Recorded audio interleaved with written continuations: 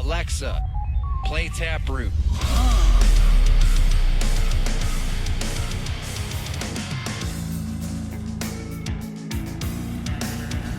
Okay, my passengers are here. I gotta go. Hey, and welcome. I'm Dave, and you are listening to Life Is Peachy, a nostalgia-fueled podcast that allows me to sit here and waffle on about the bands and the albums that became the soundtrack to my life. Growing up in the 90s, the early 2000s, and while we're at it, sharing a few memories from Her Name Is Murder Productions.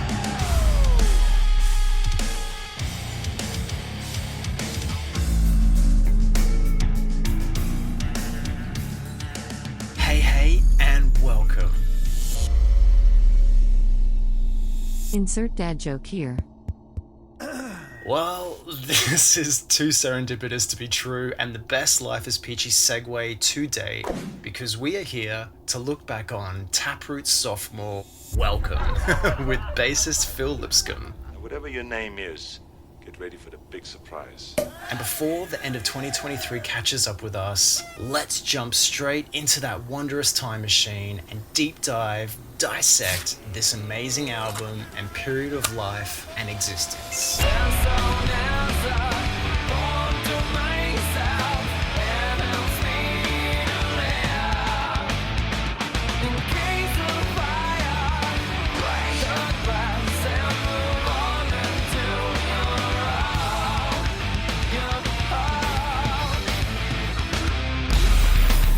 Phil, thank you for your time and energy, and welcome to the Life Is Peachy Podcast. Awesome, man. How you doing? I'm good. Sorry if my voice is a little raspy. It's 4:30 a.m. where I am, but I have my coffee and banana, and To infinity and beyond. I'm good to go. Where are you at? Originally from Australia, but at the time of this recording, happily living in the Netherlands with my wife. And I only say at the time because when this episode sees the light of day, my wife and I will have moved out of the Netherlands, and who knows where we'll be. Right. We just married earlier this year, and the plan is to spend a little time in Australia soon. Congratulations. Yeah, thanks, man. We married at the end of April, so yeah, it's all very lovely and fresh and feels amazing.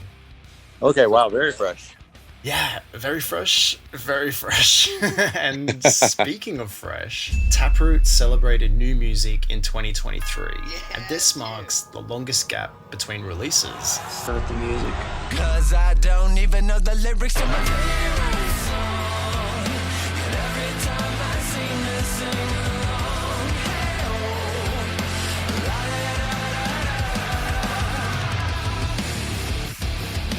The moment I first heard favorite song, I was taken to a very special place. And if I'm being completely honest, it's a place only Taproot take me. It felt like catching up or reconnecting with an old friend, that familiar, comforting feeling, you know? Yeah, man. Yeah, that connection never went away. Right? cause I don't even know the genre to my favorite song. And every time I seem to sing along,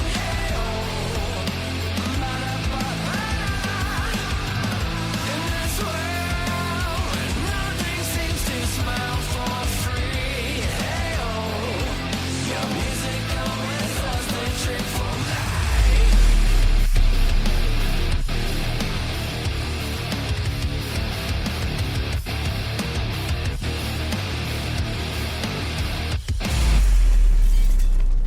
I'm all about celebrating Taproot and anything from your back catalogue. Your music really means a lot to me and comes from such a special time in my life. And it's Nice, most man. likely the same for many listening right now. There can be only one. But some listening may also find themselves thinking, why are we here? Somewhat randomly deep diving Welcome when the 20th anniversary was actually in 2022. But today is a gift. Well, I didn't have a chance to make that happen last year, so here I am doing it now because I just couldn't let this one slide. And beyond that, I don't think there ever needs to be any reason to celebrate Taproot's highly unique sophomore and that special feeling your music gives so many of us. No one does it like Taproot.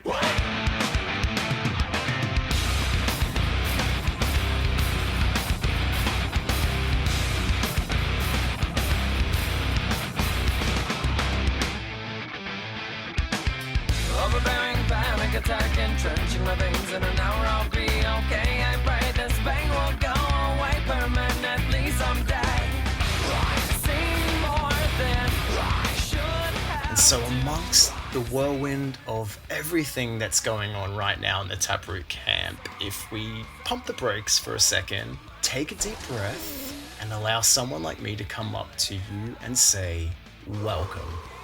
What are some of the first thoughts or feelings that come swirling to mind?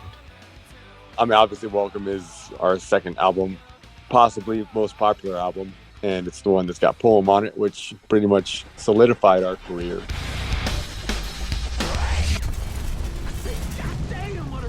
I love that album. It's my second favorite, probably, out of our albums, with Blue Sky Research being my first. What? Did we just become best friends? Yep. Oh, yes, man. Blue Sky Research is my favorite Taproot album too. Awesome, man. Lots of good memories of that album, man. I can go on and on about that album. Yeah, it's a real special one and definitely deserves its own episode. In 2025, that one hits the big 2-0. Just saying. We're at a loss of words while preaching that we can be. The image staring back at you is what you hate. Truly think forgiveness is on the way. 7 years too long for breaking one mistake. There's never enough time. I remember first coming across Taproot thanks to an Australian music video program called Rage, which in the wee hours of Friday, Saturday morning, it would play new release music from some of the heavier bands, and it was thanks to this I first saw GIF's debut single Again and Again on TV. This song ticked all the boxes for High School Dave and what I was into, and definitely paved the way towards a lifelong love for Taproot. Amongst that explosion of gift, a very exciting time for music, the scene, and pandemonious fanfare, what would you say were some of the main lessons you learned about yourself, whether, let's say, personally or creatively, following its release and the subsequent touring cycle? Yeah, man, it was a whirlwind. Let me try to take us through it. So, lead up to Gift, the whole getting signed thing was pretty wild, because we're just a band from Michigan, you know, and getting all that attention pretty quickly. Let's see, we played a show with System of a Down to kind of get our management solidified under us, which was Velvet Hammer. They got us an opening gig with the System, who they managed. And about a month later, they had us flying out to LA to showcase for Rick Rubin and American Records. And then after that, the Fred Durst thing hit. Steve, Fred Durst. Hey, man. You fucked up. You don't ever bite the hand that feeds in this business, bro. And your fucking manager, so bad, the fucking idiot, loser motherfucker going nowhere. You have just chosen that path. Took you under my wing, brought you to my house. Fucking talk about your ass on radio and press. And you embarrassed like me and the Interscope family. Your association with No Biscuit doesn't exist. Your manager slings our name around. He's gonna be blackballed and probably be erased, and you will too. He's a fucking idiot. You're gonna fucking learn from this time right here. I hope you let your band know that you just fucked yourself. You need to be associated with somebody in this business. You need something to get you out there and put you out there and believe in it. That's what pissed off Fred Durst, is that he felt we were going behind his back, but we were just looking at our options. I think we could have communicated better about that whole thing with him. Like, say, hey, man, this is what we're looking at. It's not that we're trying to do anything behind your back, but we're just trying to explore our options. As a businessman, you should understand that. But we were young and dumb, and we just did it and was like, well, hopefully he doesn't get mad about this, or hopefully it's okay, without actually asking him or being upfront about it. Hey, you're a real Blue Flame special, aren't you, son? Young, dumb, and full of cum. I know. I guess we just must have ourselves an asshole shortage, huh? So it turned into what it turned into. It is what it is. Now you got enemies, and you're fucking yourself already. Don't fucking show up at my shows, because if you do, you're gonna get fucked. Alright? You and your fucking punk ass, man. You're a fucking dumb motherfucker. You're learning right now exactly how to ruin your career before it gets started. All the luck, brother. Fuck you. We ended up flying to LA and New York several times to showcase for the various labels, which was just, I don't know, man. I've traveled a lot, but doing it like that, I remember flying into LAX and having the limo driver holding the sign that says Taproot on it, and just like, what is going on here? And just getting to play for these different labels and feeling all this movement about the band going on was, again, just a wild time. And eventually signed to Atlantic Records. And from there, it was Record Gift. And we've done recordings, but all of our recordings were like, save up about $700-800, go in the studio for a weekend and record 3 tracks as fast as we can. So doing Gift was just such a different experience in that we had a little bit of time, not a lot of time, but we had a little bit of time to focus on drums only, and then bass, and then guitars, and then vocals, and really flesh the songs out a little bit. I don't even know what I learned in that first session, man. It was just such a whirlwind of just go and play the songs the best you can and play them again and again and again.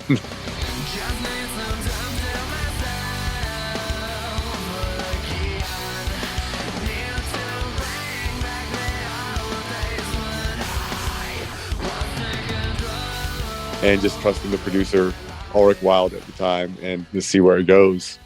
And I think we did a good job of capturing who we were, because the first album was essentially a culmination of the past 3 years from when the band started to when we did the first album. Songs we'd played live a bunch of times for the most part.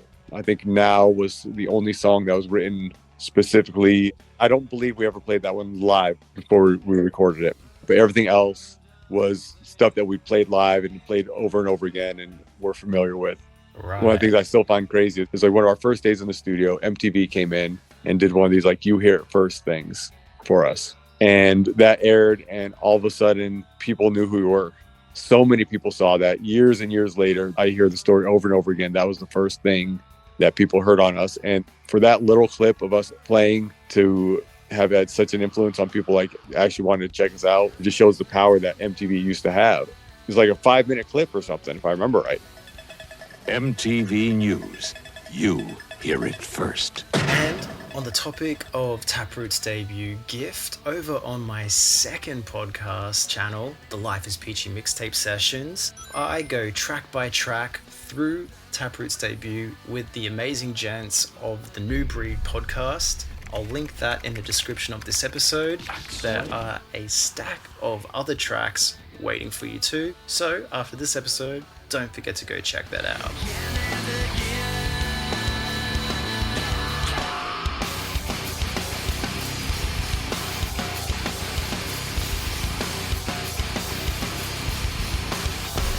The following is an excerpt from track 11 of the mixtape sessions. The link to the second podcast channel can be found in the description for this episode. So I'm going to start with you, David. Were you aware of these guys before you actually picked up the album? Like, had you heard anything, or was this like a blind purchase for you?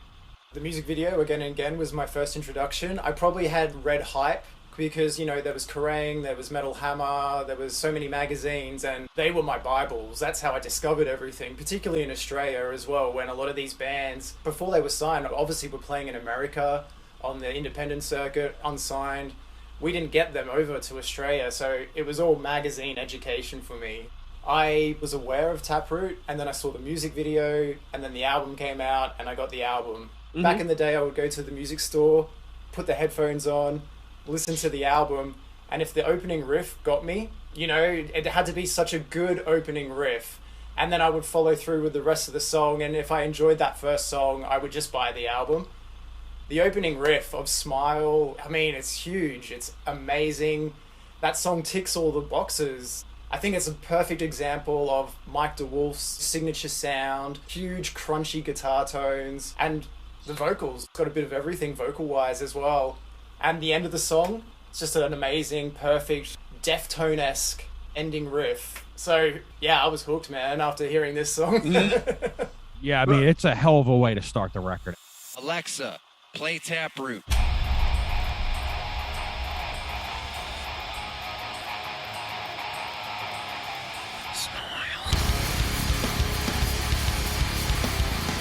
How would you describe what it was like for you during the GIFT touring cycle, going from this somewhat green band from Michigan to then doing some pretty heavy-hitting tours and festivals in front of, thousands of people? Was that a natural adjustment for you? We played a bunch of shows at home and built up a really solid following. But our first actual tour was with Papa Roach. And Okay. yeah, we felt we were a pretty good live band.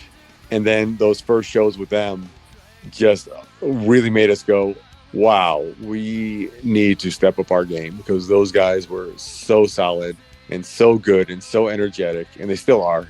And they made us step up what we were doing and our energy on stage. And I actually remember it was probably 5 shows in, and we were playing, I think, LA.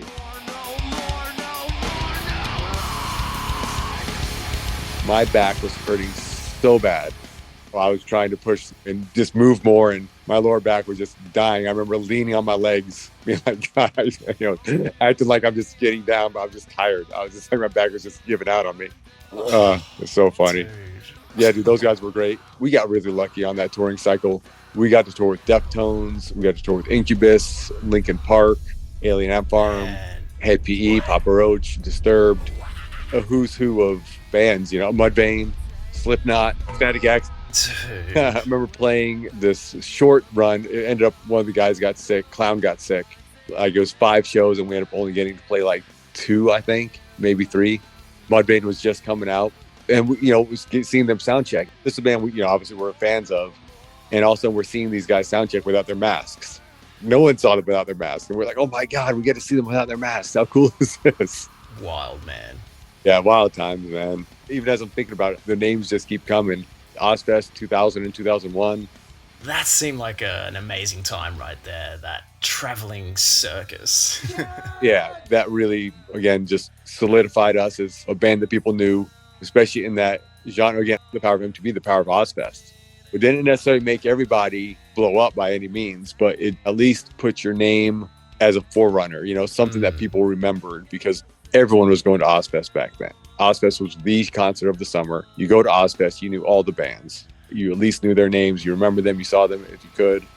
Yeah, being from Australia, I vicariously lived out Ozfest through the music magazines. Yeah. That was definitely a great way for me to hone in on what was going on, what was worth looking into.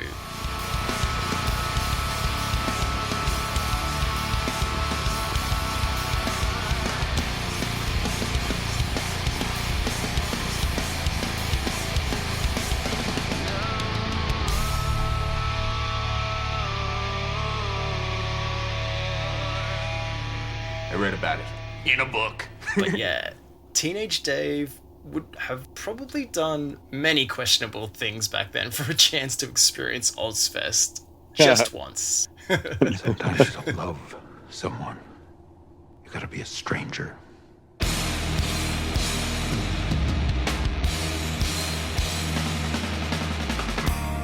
When I look into your eyes, you help me to realign and show me just how to be myself inside. I'm in control of everything. It's taking time. Was there a natural, conscious or subconscious moment where it felt like ideas were starting to take shape and form and it was time to begin writing new material? Or was that time frame decided for you guys from any outside factors? I think it was always happening. If you looked at, I guess, the timeline of the songs we wrote on GIFT, we kind of went in this progression from the very rap rock elements and then started moving away to more just the heavier and then also more melodic type stuff that we are pretty much known for. And just that songwriting growth of trying new things. I don't know, just kind of throughout our entire career, one of the things I've always found funny, because we're the same group of guys, what we find is a song that was like, oh my God, this is such a different song for us. This is such a step away from what we normally do.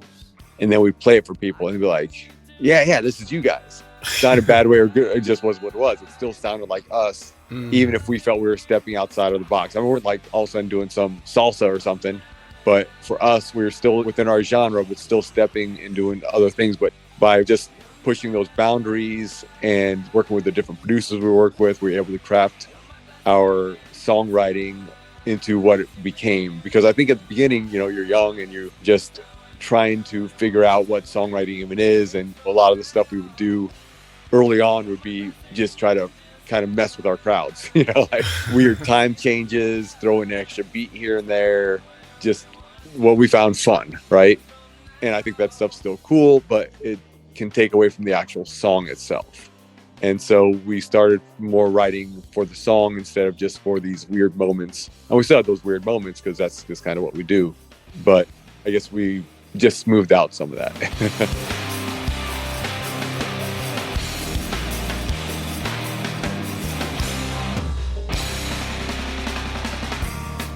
Yeah, that makes sense. I'm a big fan of each Taproot album, predominantly because they all stand alone, and you guys are the kings of progressing your craft and songwriting between albums while still maintaining that core substance that fans fell in love with in the very first place. You know, not losing your identity along the way. You're my blessing in disguise. You're mine.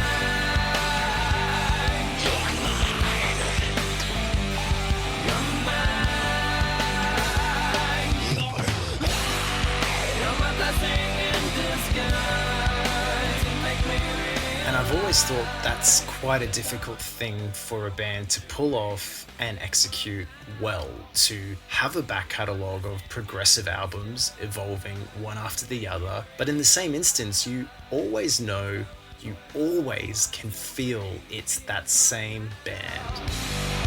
You're my blessing in disguise.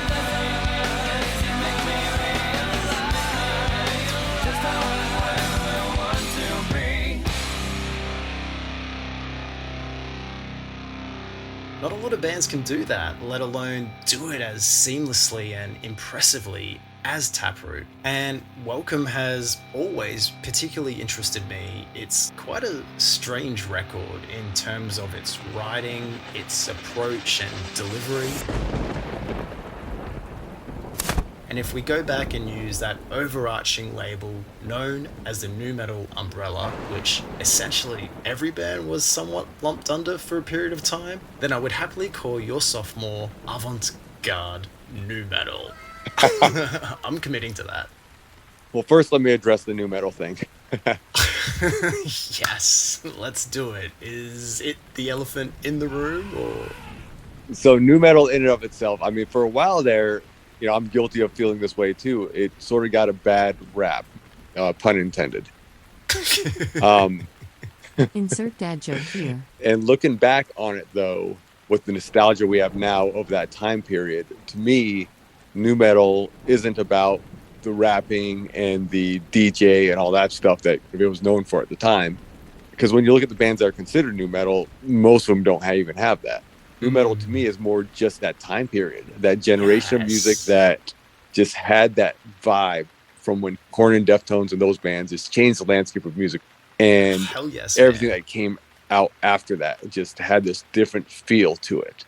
For me, I mean, I say Korn because that was the band that changed the way I even thought about music. Because before that, metal was like Metallica and Slayer and Pantera. You know, that's metal, that's heavy. And then Korn comes out and it's just this whole other animal. And I'm like, what is going on here?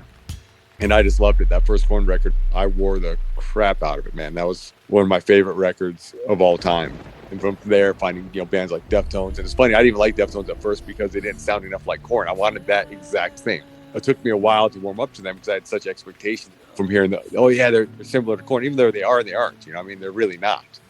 Looking back, again, just that time period of music, it just had a certain angst and feel and vibe to it that music before and after didn't quite have.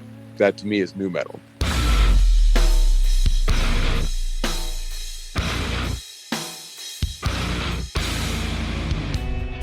life was a game. Could I win in the end? Just looking back, you can see it more clearly than when you're in the midst of it. And then for us and a lot of the bands that were like us, where we're trying to distance ourselves from it because we didn't want to be pigeonholed in this one genre. We're not like that. We're trying to do something different. But then looking back, it's like, no, that's our generation of music. And now I embrace it. I think it's great. Anything you have to comment on that? Well, it definitely feels more like a term of endearment in 2023. Right? It really is. It really is, man. And I think it's cool. Again, for it to become what it was, where it was kind of a joke, to now it's just this thing that we have all this nostalgia for and we miss. The same way that I missed hair metal when, like, I loved it at the time and then it became cheesy. And now I'm like, dude, I love that stuff. I still love that stuff. Just because you like rock and roll doesn't make you stupid or insignificant. I think that's what every maybe generation of music goes through to a degree. I don't know. I didn't go through the other stuff, so I can't say.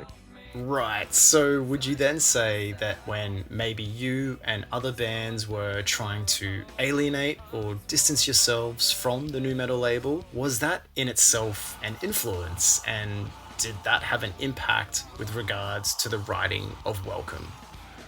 Probably. To say that it wasn't would be probably disingenuous to a degree. But songs like Again and Again, One Night Stand, Impact, these were like the later songs in our gift cycle. And then we talk about with Welcome doesn't really have hardly any of those elements. To us, it was just a natural progression of just, we tried it out and then we're moving away from it. And I don't know if that didn't become such a big thing, if we would have moved away in the same way or if we would have ended up here anyway. But I feel like we kind of would have ended up where we ended up anyway, to a degree. That was our trajectory as it was already. Just need some to figure it out, 'cause I've got no doubt that when my dreams come true, it's because of you. Writing Welcome was a process.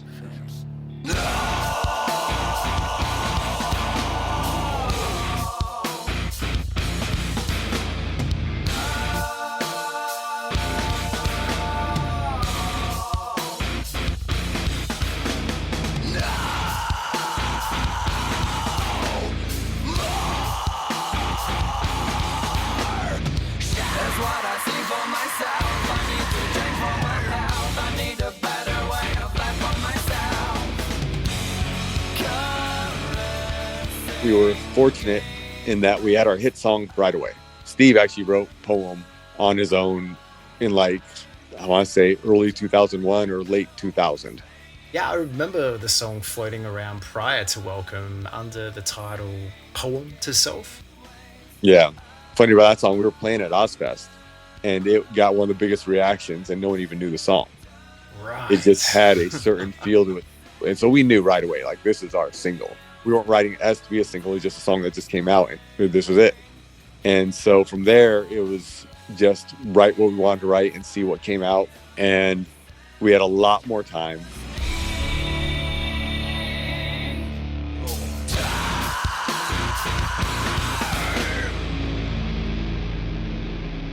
The first record, like I said, was the culmination of the 3 years before that. And now we're in a situation where we've got maybe 6 months to write a new record. And that's what we get. You know, I mean, there's no playing live and seeing what people think of it. There's none of that. It's just, you just sit in here and work on writing.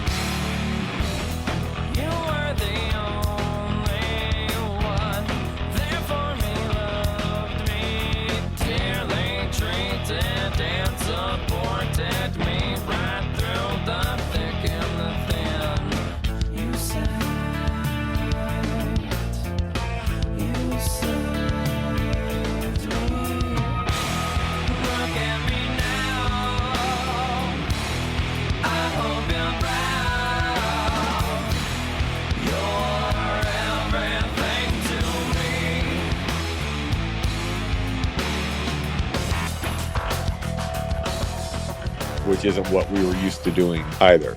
And so a lot of long days, boring days. Some days come up with something, some days you don't. I believe we wrote like 80 ideas. What? During that time period, that obviously most of that on the cutting room floor just didn't quite make it into being anything. Some really cool songs. I mean, I still listen to some of that stuff. We were just released Best of B-Sides that had some of that early stuff, and the B-Sides thing with like 140 some odd tracks. Which is absolute madness, by the way. Yeah, it is. That's one of those things that we discarded, and I still listen to those. I'm like, man, what would have that been with Toby Wright helping us develop that into like a full-on song? Some of these songs I think could have been something more, right?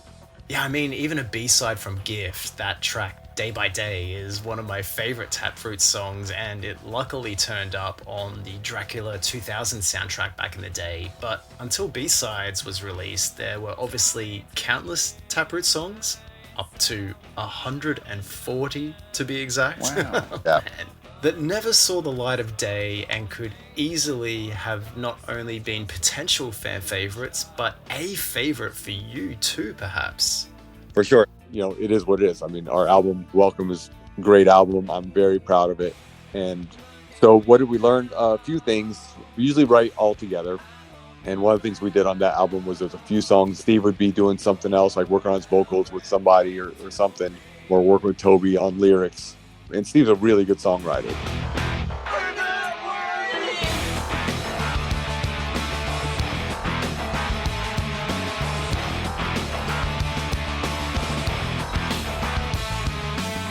Like when we have trouble or can't figure out something, we kind of lean on Steve a lot. Like, hey, Steve, what do you think we can do here kind of thing. And not having him there made us depend on ourselves and figure it out on our own and just dig in a little harder instead of having this sort of crutch, as it were, of what we can do in certain parts. And I remember Mine being one of the first songs that we wrote without Steve. We wrote all the instrumentation without him being there, and then he came in, and if I remember right, the lyrics kind of came out of that feeling of like him coming in and hearing a song that we did without him, and he just got inspired to write those lyrics just from hearing the song that we came up with, which is pretty cool.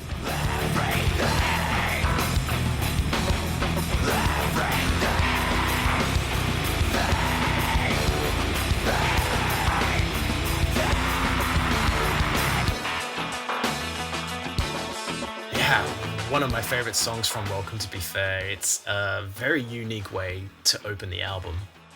Yeah, it's a fun one. I mean, just straight in with those hits and everything. The number you dialed is not in service.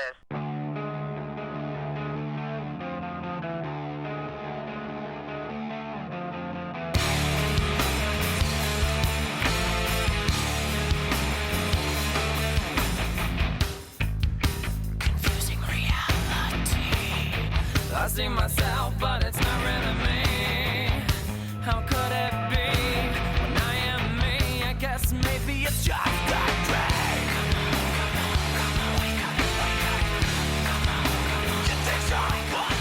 When doing an album, you have working titles, right? And Spacey is another one I like to talk about, even though it didn't make the record. The greatest trick the devil ever pulled was convincing the world he didn't exist.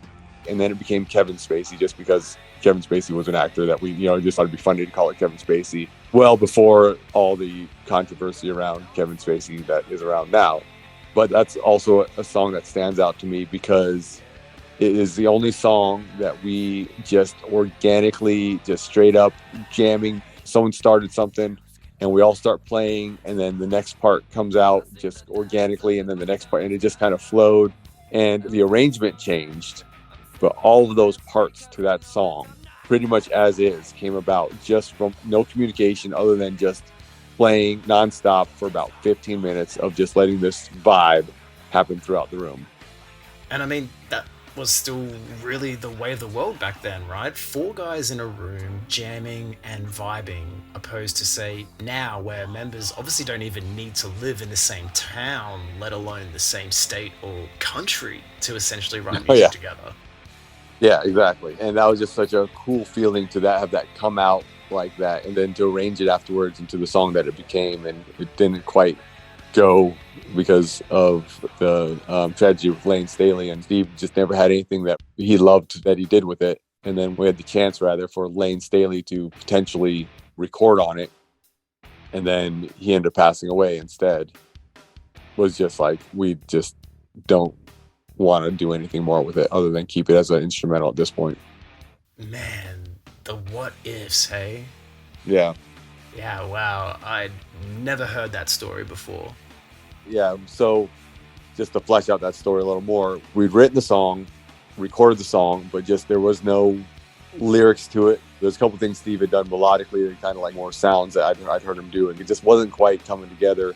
And so we're talking about who could possibly record on it, who could possibly be a guest vocalist or something. And Toby Wright was our producer, who'd worked with Alice in Chains previously. So he had sent it to Lane, and he was actually on his way up to see Lane and talk about it more in depth when we found out that Lane had passed away. The rock world lost one of its more honest voices this weekend when Alice in Chains frontman Lane Staley was found dead in his Seattle home on Friday. He was 34.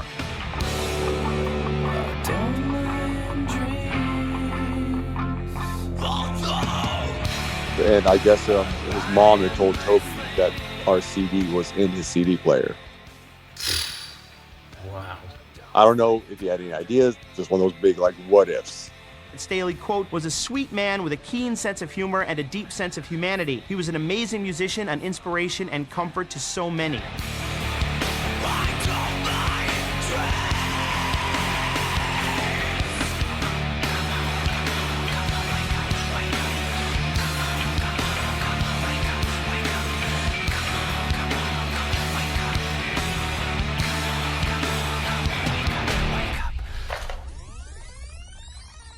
Following on from mentioning Toby just now, how did the band come to work with producer Toby Wright?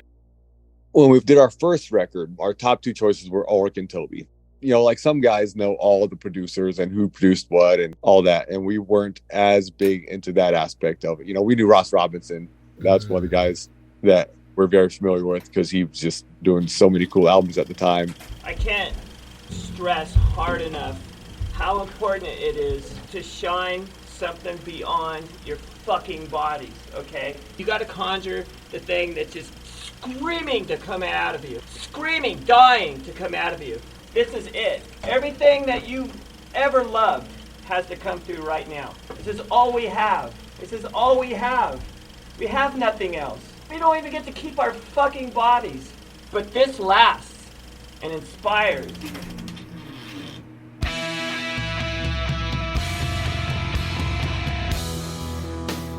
Jealousy is raining down on me right now. Just the fear of losing you is setting in. But I'll continue to do my best, although it's scary.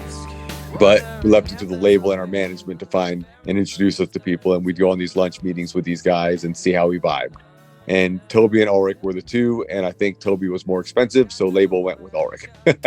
Which worked for that record though, right? Because that record was more like we just needed a good engineer. We weren't really developing the songs too much further than where they were at. We just needed it to sound better than our demos before that.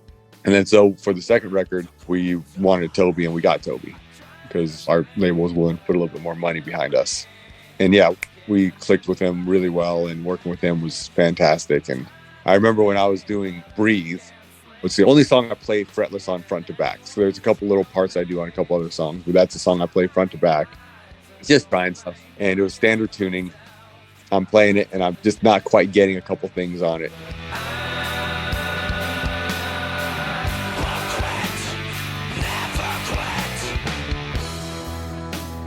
Confidence is coming back to me right now. And I don't know if this is true or just Toby just messed with me or if it was legit, but apparently he took a phone call while I was taking a little break and it was Les Claypool. And he kind of said, hey, I just talked to Les. I forget exactly what Toby said, but just kind of gave me some words from Les Claypool, just saying basically some words of encouragement from Les Claypool. And I was like, all right, let's do this. Let's just keep plugging away and nailing this.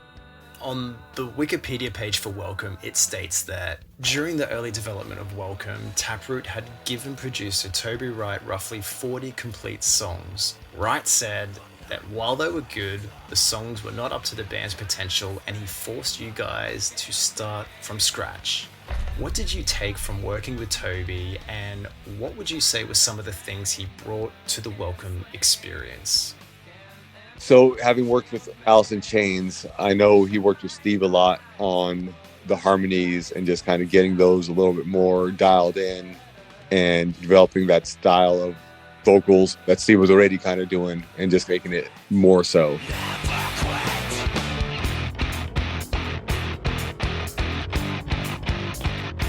This guy's methodical, exacting, and worst of all, patient.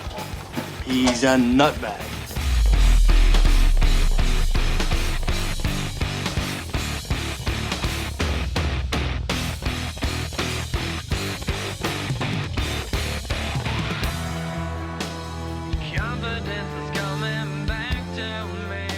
Toby had this way of hearing what we were doing and just making us hear it a little differently. Several times I remember we'd have a song and he'd be like, why don't you take what you have in the verse and try to make that the chorus, and take what you have in the chorus and put that as the verse, or try that as the bridge. You know, kind of moving our parts around with the orchestration and just seeing what would come out. And there were definitely a few that worked really well. And it's just like, wow, how did you hear that?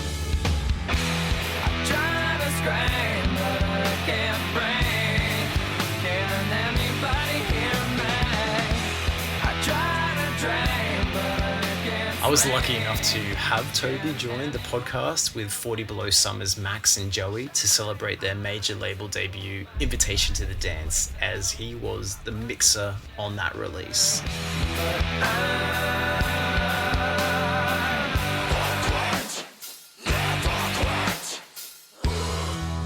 The following is an excerpt from episode 14 of the Life Is Peachy Podcast with Toby Wright. Oh, that was an extremely amazing time in life. I feel that this is a time and place in music, and today's music doesn't mean as much as it did that back then. And I think that's especially true for people your age, people a little bit younger than you, and I don't know whether it's the bands and their music now, or whether it's just my attachment to the past and all the great music that I was a part of for so long. You know what I mean? I'm still part of a great number of musical ventures, but at the same time, I don't feel like it's as important as it used to be. I, of course, don't know him on a personal level by any means, but my impression is that he has quite a unique connection or relationship with music and its energy and impact. Would you say there's any merit to that observation, or did you pick up on anything interesting while working with him? Toby was great to us, man. It was such a fun time working with him. Yeah. I mean, he's very into musicianship though, right? Like, he wants bands to play live.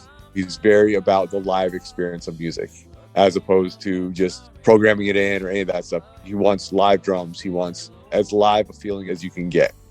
He believes musicians should be able to play their instruments. Crazy thought, right? And we practiced a lot. He had us practicing a lot. And I actually just finished Jarrod's book, True Rock Stars, about a month or 2 months ago. Jarrod being our drummer. And I kind of realized this at the time, but I wasn't paying as much attention. I was just kind of in my own world.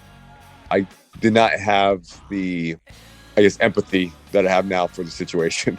Toby wanted a different drummer at one point. Like, he's like, man, I don't know if Jarrod can do this. I don't know if Jarrod's good enough to be doing the record that I want to hear. And Jarrod talks about this in the book. He ended up buying a practice kit, bringing it to the apartments where we lived at, like one of these mesh heads and all that stuff, so he can practice and work on his techniques and work on his writing and work on everything.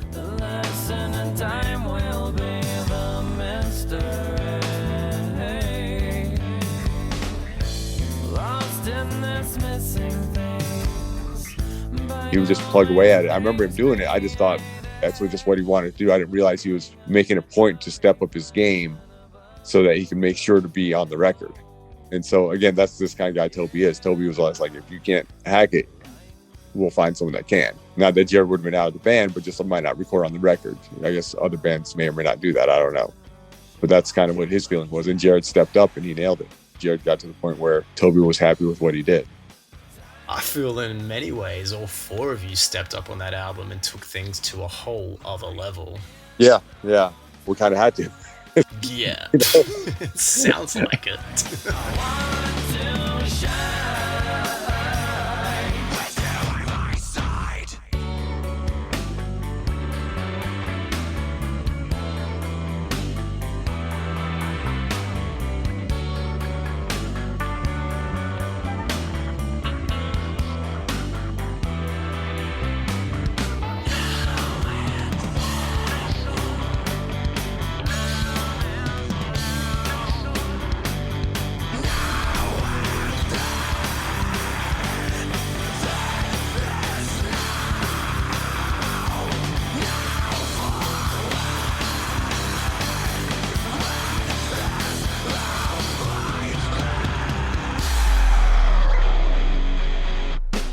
Yeah, the other crazy thing with working with Toby, or any time in the studio actually, but this time in the studio was where it affected me the most.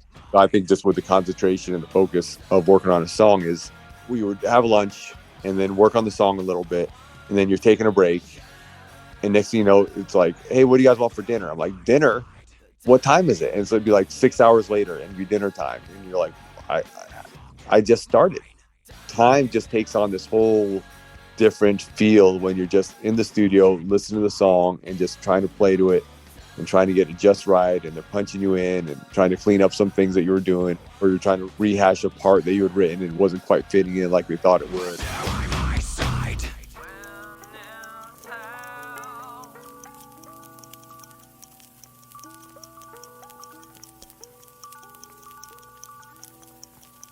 Time in the studio is just this whole nother thing. It just flows fast. Feels slow, but it goes by fast. I like to play.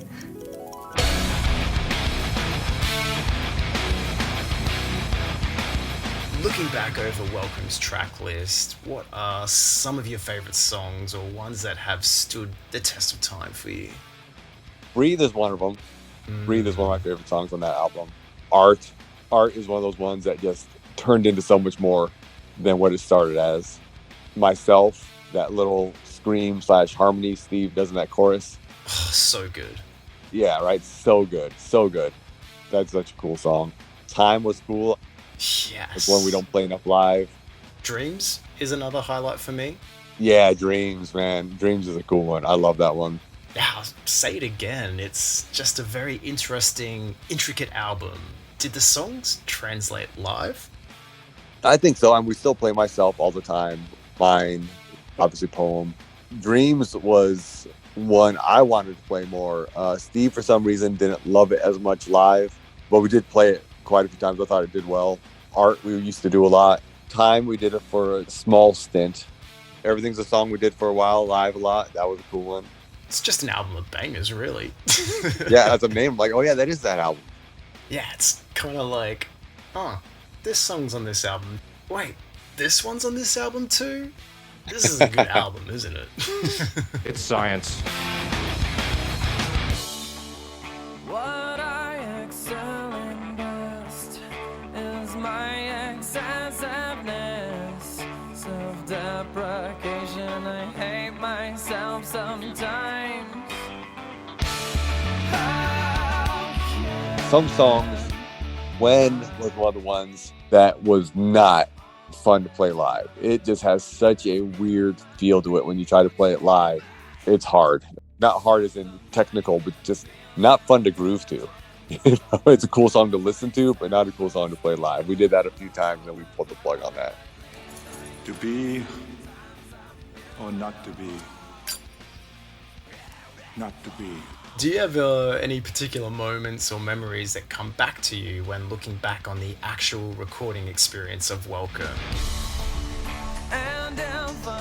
Let's see, what do I got? That moment with Les Claypool, or not with Les Claypool, where I was recording Breathe, was a big one for me. See, I'm mixing, because we worked with Blue Sky Research and Welcome with Toby. Yeah. They kind of meld in my head, and I think I remember Blue Sky Research a little bit more. As far as some of the goofy stuff we were doing, it's been a long time.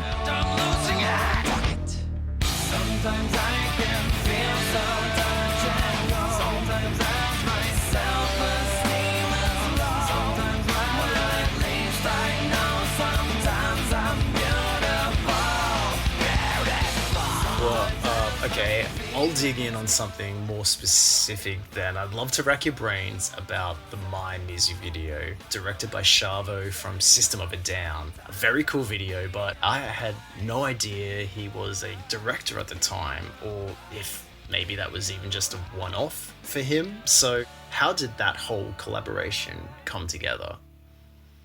Chavo was cool.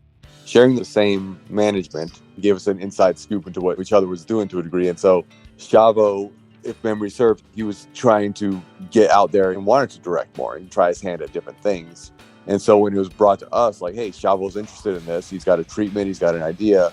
Would you guys be interested? It was like, of course. I mean, they were one of our favorite bands and they were always cool to us. So him wanting to do that, it was sort of like a mutual benefit. You know, we get to have him, he gets to have us. It just worked out really nicely.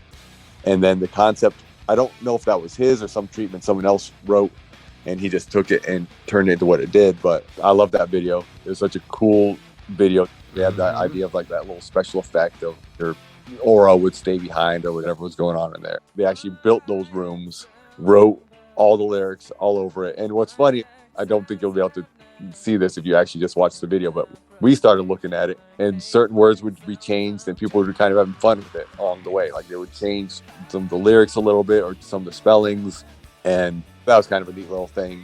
But yeah, these two rooms, the like silverish blue room and then the red room, it was just a fun, quirky little video. And then we took the people from the poem video, Cooper, cool. And I want to say her name's Jessica. I could be wrong. But I remember Cooper because Cooper we actually hung out with outside of there a few times. He became kind of a friend of ours, the male lead. So we brought them into that video too, which I thought was nice. It's always cool to tie in from previous things. Yeah, I'm a big fan of that interlinking and creating a universe within your own body of work.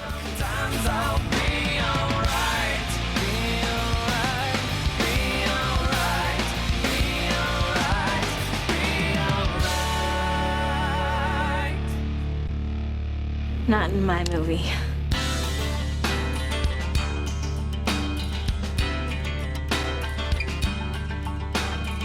Yeah, but music videos, honestly, they are a pain in the ass. Oh, man, a lot of work. Yeah, because you're not actually playing, but you got to pretend to play, pretend to go crazy, and it's like a lot of waiting around. And then, all right, everyone out here, and then you just try to go crazy for a bit, and then play a bunch of times, and then you'll sit around for a while again. You eat too much food because there's craft services and long days, man, long days. Honestly, my least favorite thing about being in a band.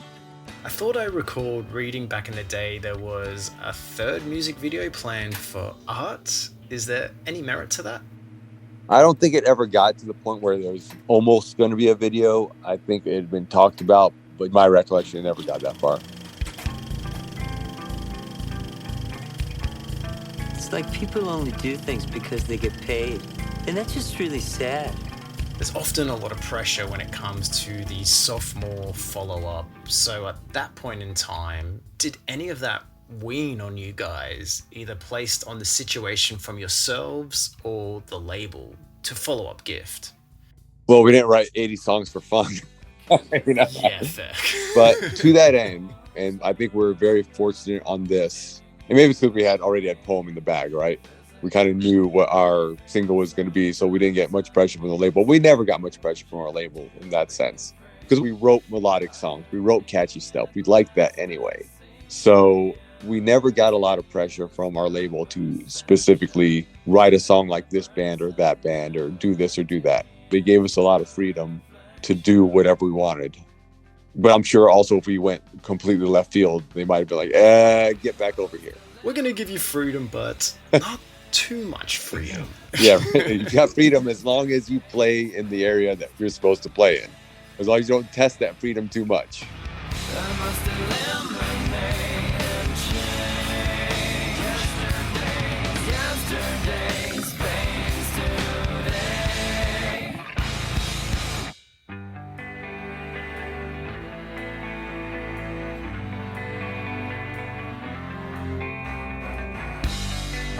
To be set free from this That's interesting to hear though, because I actually consider Welcome to be quite left field. So further to that point, and going a little deeper into what you just touched on, this point in time, how did Taproot feel on the roster of Atlantic Records, and what elements of a relationship with a major label factors in or impacts on the creative process, if at all?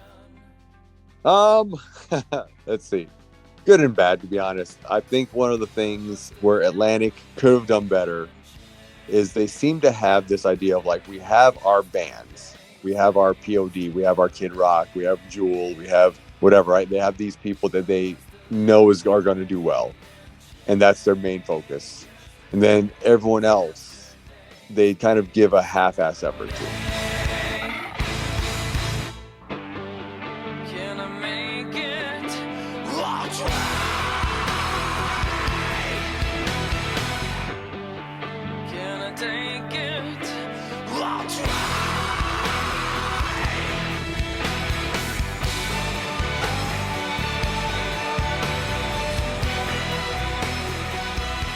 And I say that because even though it ended up being a hit on every radio station across the country, Poem didn't have what they called buzzworthy at the time feel to it, where every station's playing at the same time, because it didn't have that big push from Atlantic to say, hey, this is what we're doing, this is what you guys need to play, this is what we're pushing, let's make this into something, because it obviously had that appeal. It was more like these 5 radio stations liked it and they started playing it right away. And then a month later, these other stations are playing. And then another few weeks, these stations are playing. By that time, those first stations are trying to play the next single because they've had it for 2 months. While these other stations, it's brand new to them. So it eventually became a hit, again, across the country. But it never turned into this big, like, millions of records sold, millions of dollars in my bank account, any of that stuff. Their early work was a little too new wave for my taste.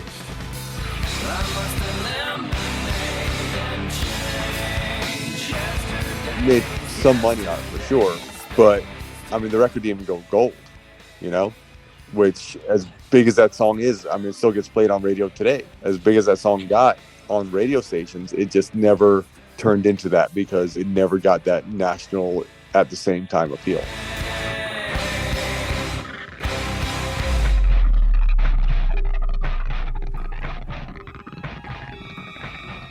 Which I was upset about it at the time, but looking back, I think it's helped our longevity of our career. Now we have a certain amount of credibility because we never were that one hit and done.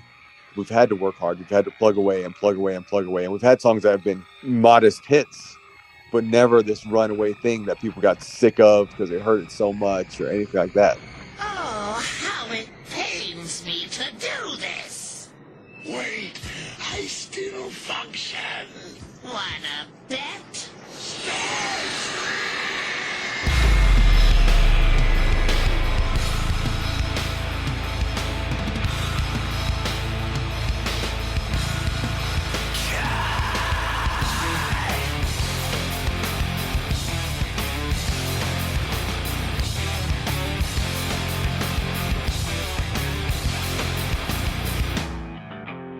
Why did I let you inside my life?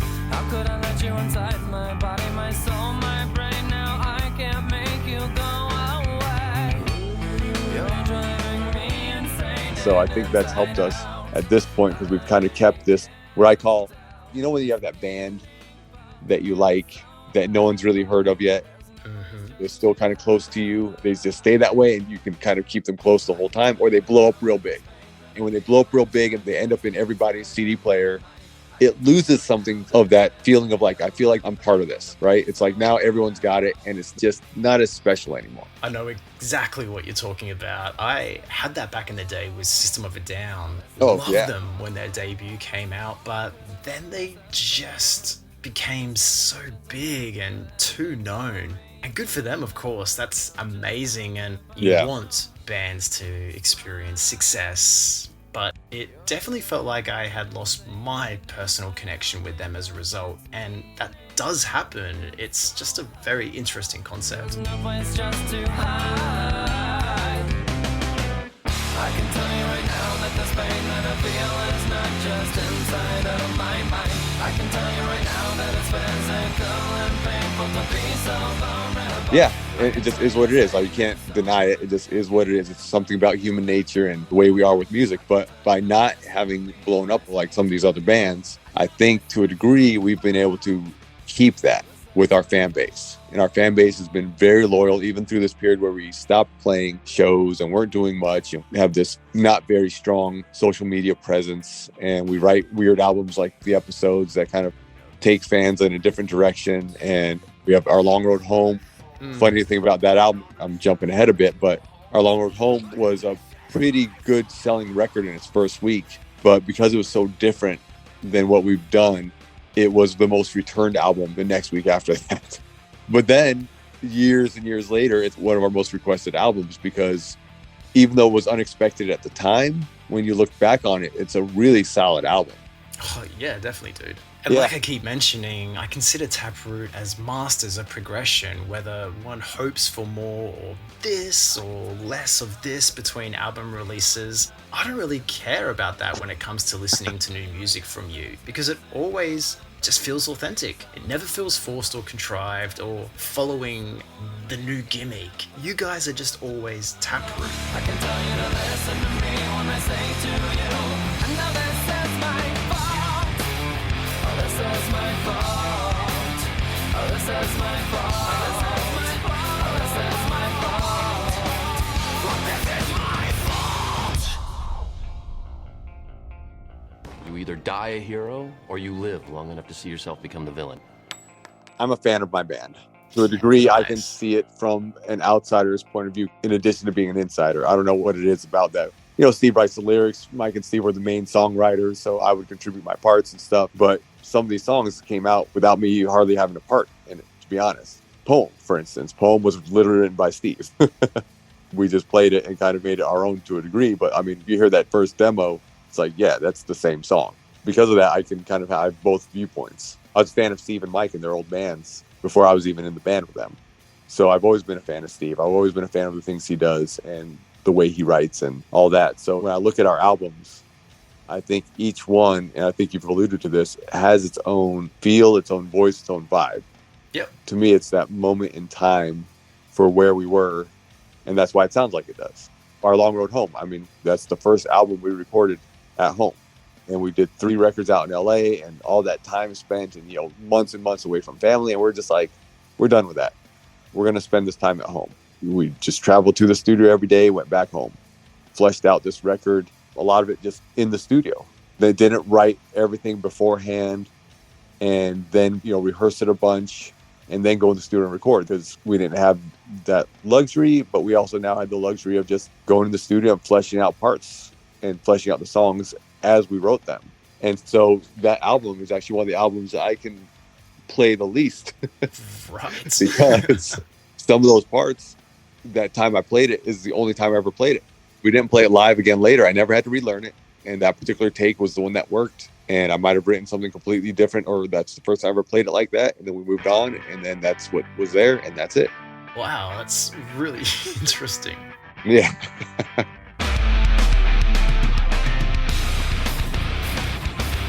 Do you remember how you were feeling on the eve of the album's release? Mm-hmm. Yeah, definitely proud. The album release was cool. I think we made a point on almost every album to go buy it in the record store. That's cool. And we'd always grab the records and put them up front, right? Of course. But what always made me just really excited was whenever I heard the song on the radio. That to me was the culmination. That's like, oh my God, I can't believe we're on the radio right now. This is just crazy. Yeah, man, I can imagine. What a trip. It sounds like a scene from a movie or something. Action. Every once in a while, it would just come on organically. I'm just listening to the radio and boom, there it is. It's like, oh, that's so cool. Hey, Alan, do you know what sucks about being a Baldwin? Nothing.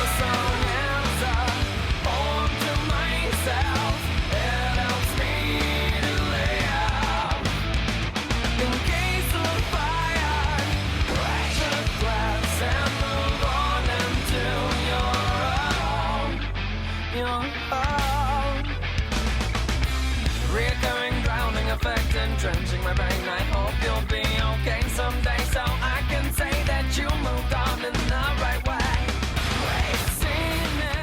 Steven have spent so much of your life together, decades long as friends, bandmates, business partners, whatever it may be. I'm sure over time that's an extremely nuanced relationship.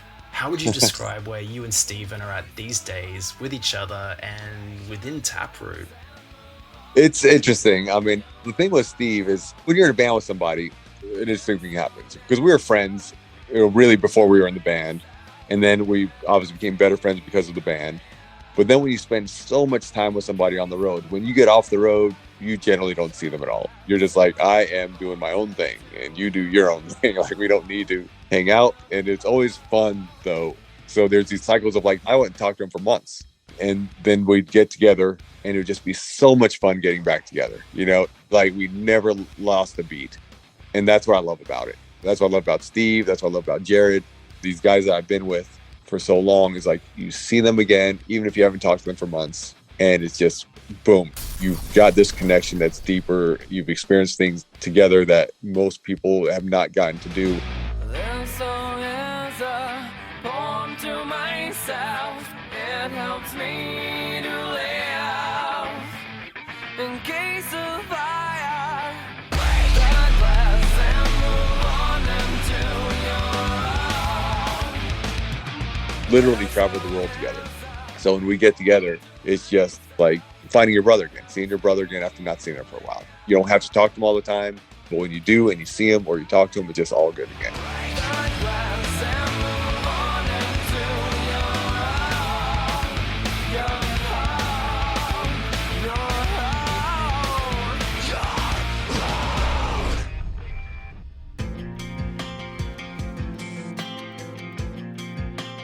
We've been doing these weekly live streams that we call Taproot Tuesdays.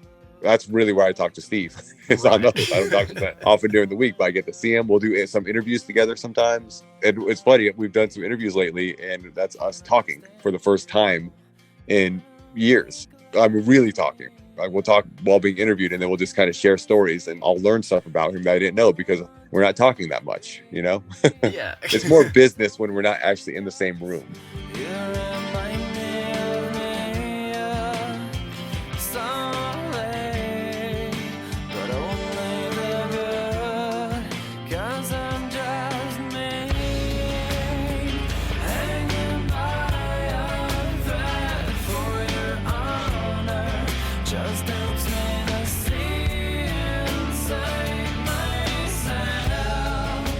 So, with over 20 years of retrospect, where does Welcome sit with you personally and creatively within the back catalogue of Taproot and your own life?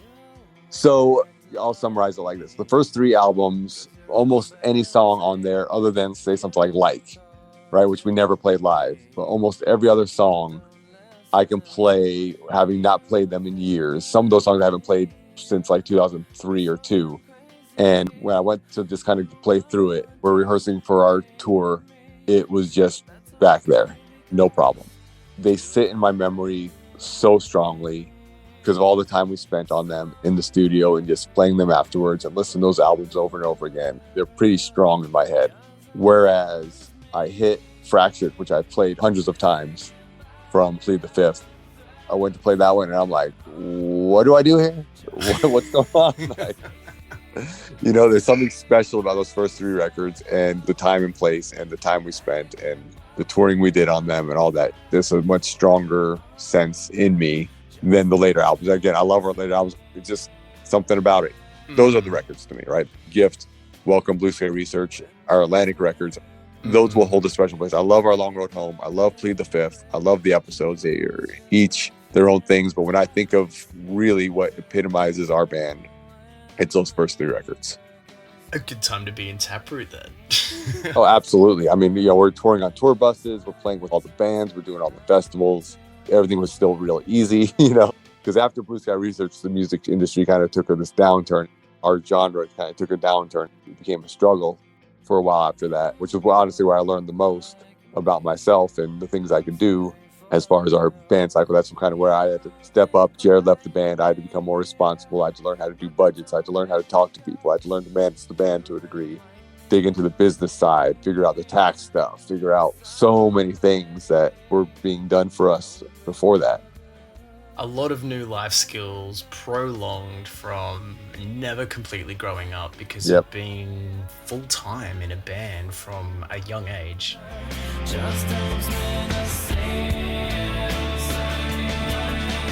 Well, without that, I've got a good job now. I learned to do spreadsheets by having to learn to do budgets. I learned to do so many things that help me and just talk to people and how to interact with people that help me in my job now.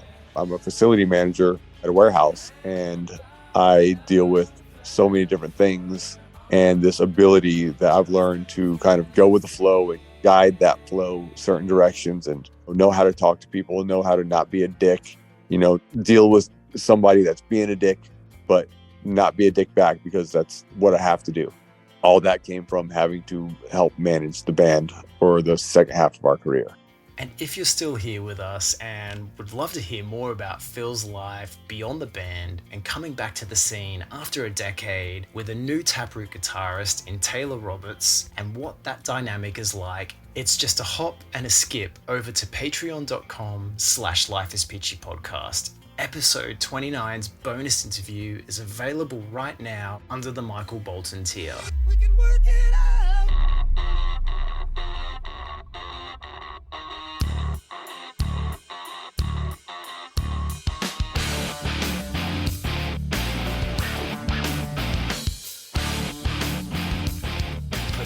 It's amazing, man. Being able to take life skills learnt from the band and incorporate them into other aspects of your life.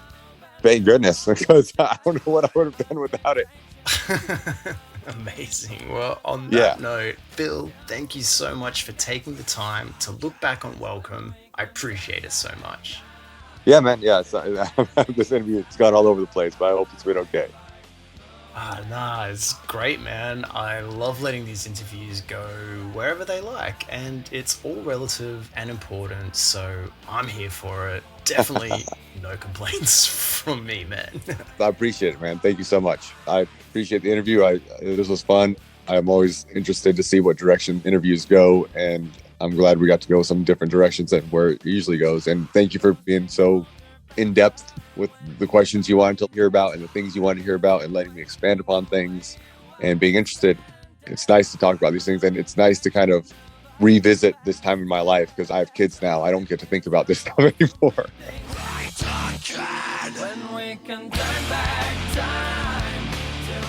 It was just such a separate life. It's this other life. And as I do interviews like with guys like you and other people, it's just like, oh yeah, I remember that now. I remember some of this stuff. So I don't want to do this again, man, in a few months after we play some shows or something.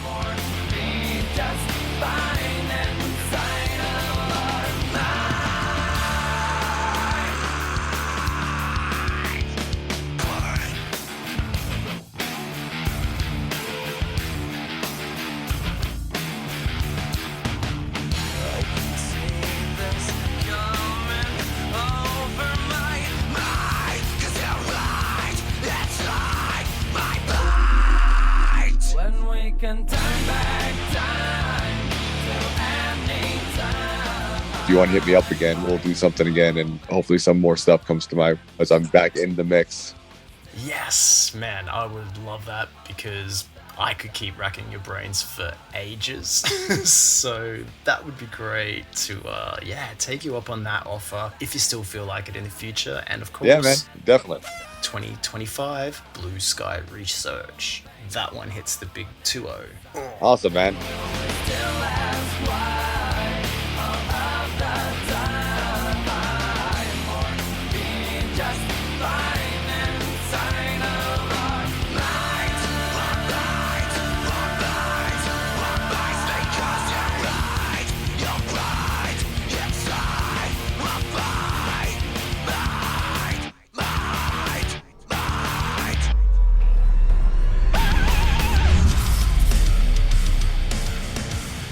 And there we have it, episode 29 of the Life Is Peachy podcast. My chat with Phil Lipscomb, looking back on Taproot's amazing sophomore.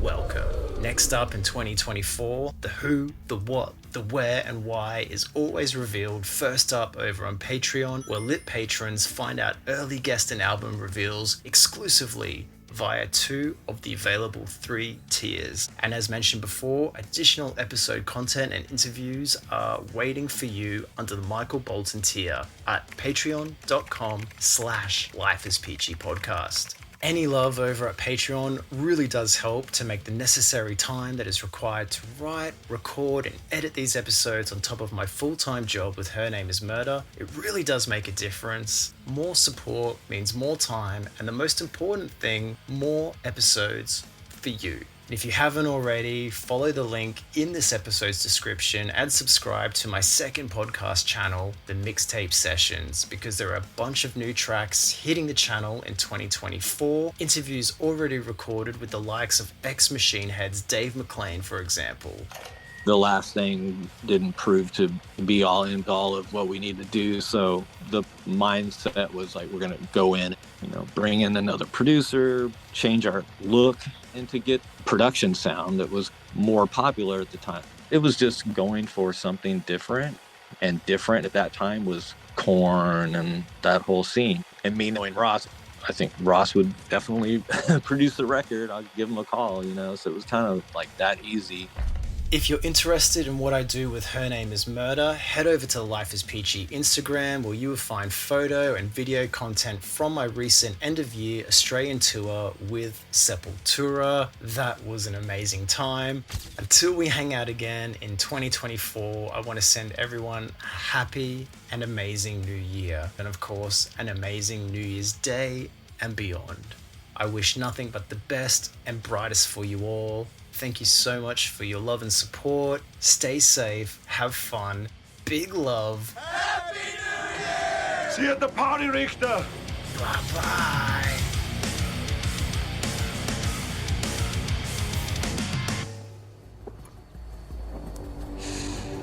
I can eat a peach for hours.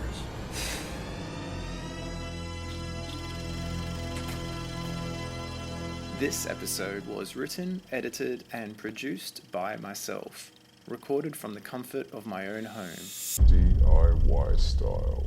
With each guest calling in from wherever they happen to be around the world at that particular time. The Life Is Peachy theme song is an original tune for this podcast, written by Tim Richardson. The Life Is Peachy podcast is not monetized. All music rights and credits go to its rightful owners. Further details can be found in the description of the specific episode. All artwork is original and illustrated for the Life Is Peachy podcast by Chris Lisa Liefting.